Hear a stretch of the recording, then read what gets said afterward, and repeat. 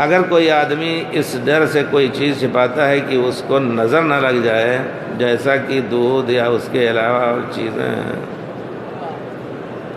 مسئلہ شرک نہیں ہے، لیکن یہ ہے کہ کچھ چیزیں ایسی ہوتی ہیں کہ آدمی اگر چھپا ظاہر کرتا ہے تو لوگوں کی نظر لگ سکتی ہے، ایسا ہو سکتا ہے تو اس کو چھپا سکتا ہے، ظاہر نہ کرے، لیکن یہ اگر نظر کا خطرہ ہے تو اس پہ انشاءاللہ معوذات وغیرہ پڑھ لے تو کسی چیز کا خطرہ اس پر نہیں رہے گا۔ دودھ ہو، جن اور شیطان بھی ڈھک دیا کریں اس کو، وہ دیکھ نہیں سکتے بسم اللہ کر کے، ورنہ وہ سب بھی نظر لگاتے ہیں اس میں۔ آپ یہ جانیں کہ یہ کتے اور بلیاں بھی نظر لگاتے ہیں، نظر لگتی ہے ان کی۔ حضرت امام احمد بن حنبل یعنی نظر، جانوروں کی بھی نظر،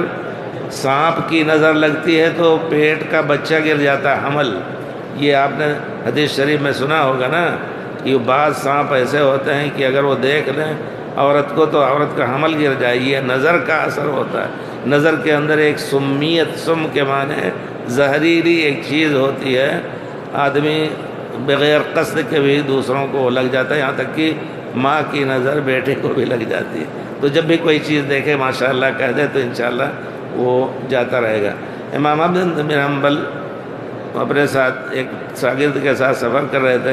انہوں نے تھوڑی سی روٹی تھی، ان کو دیا کچھ اور خود کھانا شروع کیا آدھا، تو